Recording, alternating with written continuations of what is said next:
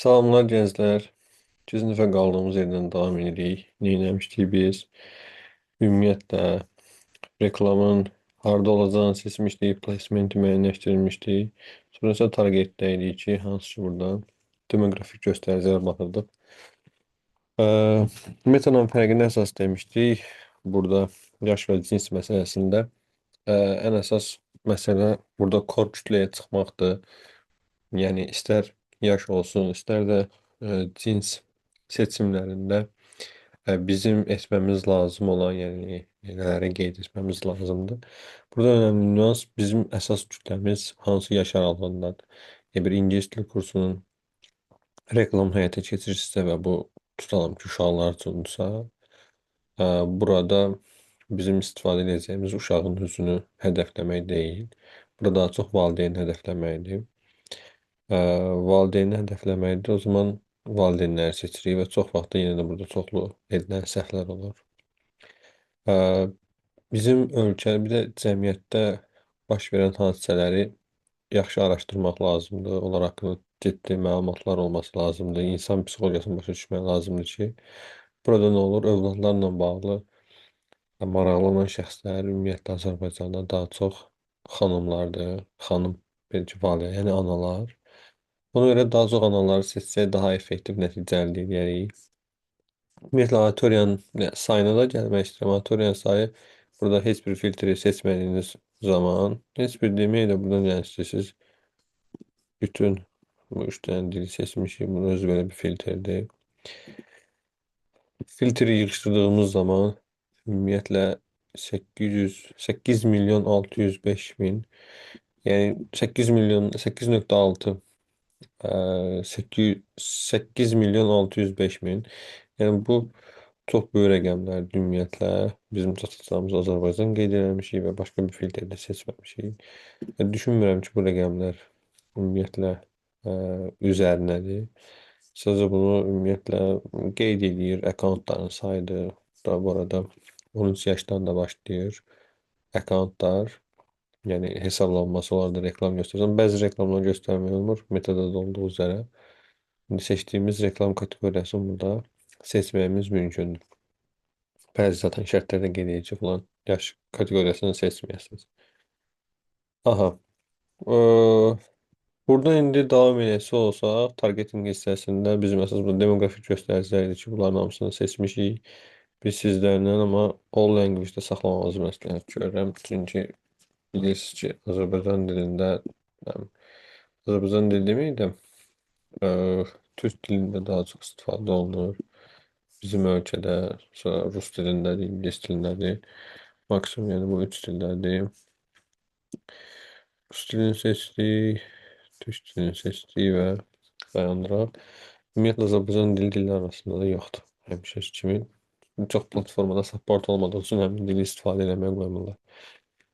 Aha, auditoriya bölməsi. Bu auditoriya bildiyimiz bu hissə iminini custom audience metodunda bildiyimiz üzrə, yəni bizim datalarımız əsasında formalaşacaq.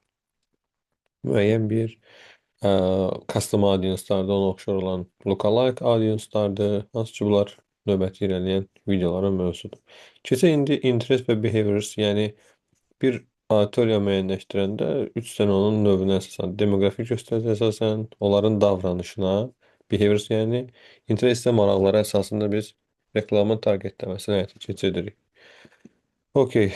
Buradan daxil olanda isə bir neçə artıq burada növlər görürük ki, bunlar əsasında biz insanları target edə bilərik. Buradakı seçimlərimiz çoxdur.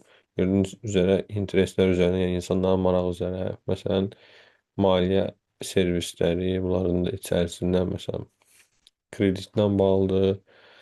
Əslində kredit formada yazılır, amma third party payment, sığortadır, security'dir. Bunlar bəli, sizin hədəfləyə biləcəyinizdir. Amma maliyyə ilə bağlı olan produktlardırsa, home improvement, interior dizayndır, mebeldir, ev dekordur. Həmin auditoriya məsələn seçək. Biz mebel satmaq istəyirik, xrom mebellərdə. Salam ki. Seçdiyimiz anda auditoriyamızda balacalaşmağa başlayır. Yəni bizim verdiyimiz filtrlər əsasında.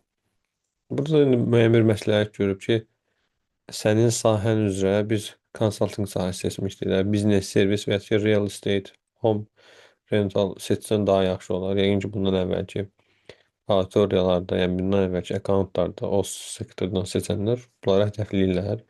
Ortaq olduğu üçün bizə də məsləhət kimi də gəlib çıxardır. Gəlin bunu biz artıraq. Biznes servislərdən baxaq, görək nələr var. Marketing, advertising, professional consultation. Bir dənə də bunu artıraq. Və gördüyünüz üzrə nəyəsə artırdığınız zaman bu rəqəmlər də böyüməyə başlayır. Bu bir hovuzdur. Sən bura nə qədər məlumat doldursan, yenə qədər çoxlu target seçim həyata keçirsən, bir o qədər də bu hovuz böyüyür. Hovuz böyüdükcə də nə olur? Sən daha çox bir auditoriyaya çıxırsan. Ümumiyyətlə. Ə, davam edək buradan.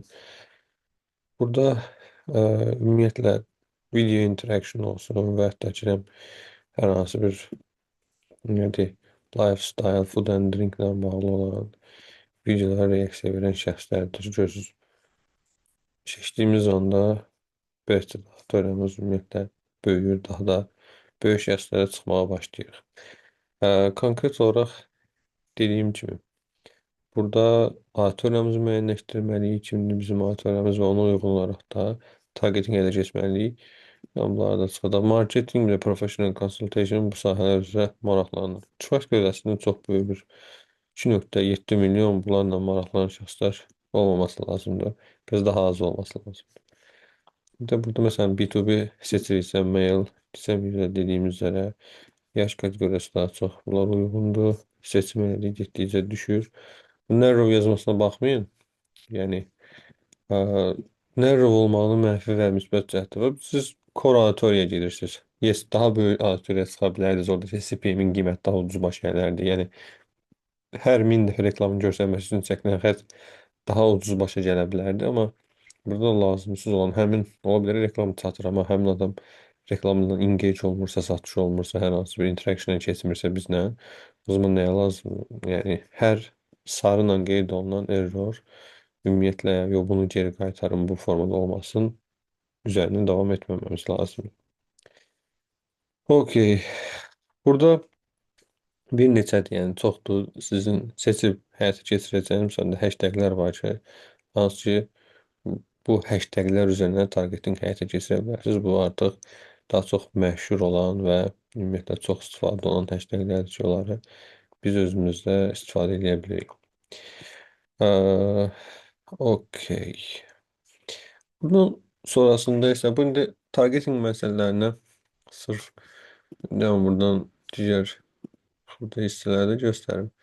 Burada konkret olaraq artıq insanların alış davranışları əsasında, yəni bu nə ola bilər? Məsələn, oyunlarla bağlı oyun hissəni açaq.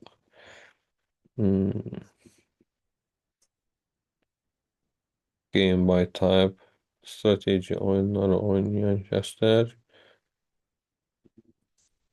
Burada strateji oyunları təkcə yox, ümumiyyətlə bu oyunların içərisində hər hansı bir alış-veriş həyata keçirənlər, çünki ödənişli oyunlar ola bilər içərisində, bəzən ödənişli xarakterli nələrsə olur.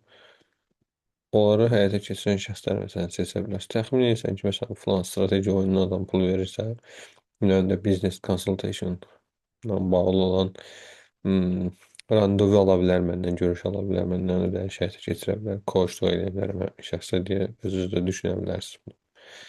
Recruiter bizim interactionlar üçün ümumiyyətlə hansı tipdə olan kreatorlara belə ki, hər hansı bir interaction keçib like-dır, comment və ki, digər datalara bunu oradan hədəfləmək, həyata keçirə bilirsiniz.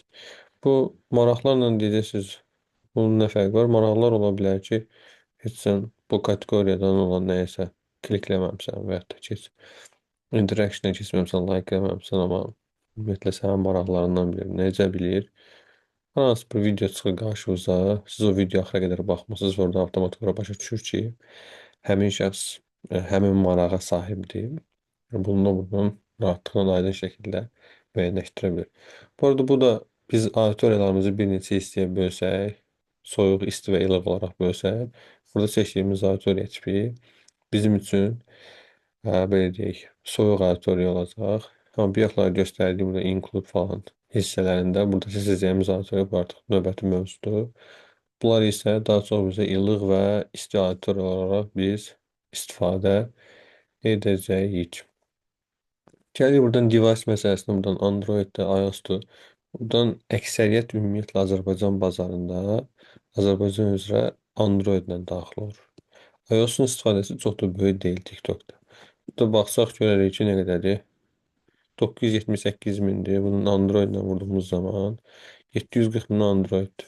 iOS isə bu çox az. 280, 238 min bizim ümumiyyətlə auditoriyamız çıxır iOS-u seçdiyimiz zaman. Bunun iOS-un özünün hansı leveldə olmağı Android, yəni Android seçdiyimiz və əməliyyat sistemi buradan operation sistemin hansı səviyyədə olmağı, nəyin üzərində olmağını seçirsiniz. Device modelə qədər gedə bilərsiniz. Flow modeldə olan telefonlara sizin hədəfləmə. Hətta bu metanın içərisində yoxdur. Metada sadəcə Wi-Fi istifadə edəndə görsənsin deyə bir seçim var. Amma burada isə Wi-Fi 2G, 3G, 4G, 5G-yə qədər orada seçimlər bizə belə deyək ki, təqdim ediblər. Və biz bunun belə deyək ki, əsasında seçimlər həyata keçiririk. Carriers burada və yaxud da ki, internet servis providerlər var. Bu mobile network providerlərdir, bir növ belə deyək. Siz bu ümumiyyətlə bizim ölkədə keçərli deyil. Bizim ölkədə mobile network providerlər deyə bir seçimimiz yoxdur. Yəni TikTok'un bizə verdi, amma internet servis providerlərdən həm Uninet, As Telekom, Azər Online, ümumiyyətlə Azərbaycanda istifadə olunan onlara görə filtr eləmə verə bilərsiniz. Yəni, seçim verdiyimiz zaman önümüzə 41 min, 51 minə qədər düşdü. Onda biri qədər qaldı buradakı bizim belə deyək ki, nəticəmiz. Bu getdikcə aşağı düşsə, yəni, device-ın price-nə görə, qiymətinə əsasən filtr qoya bilərsiniz. Amma çox da sensible-dır. Ümumiyyətlə bu rəqəmlər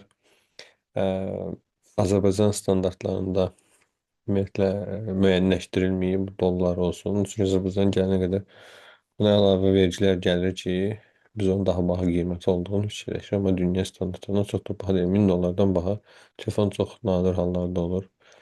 iPhone özü belə 1000 dollar civarında çox deyil də, yəni 1000-dən çox deyil.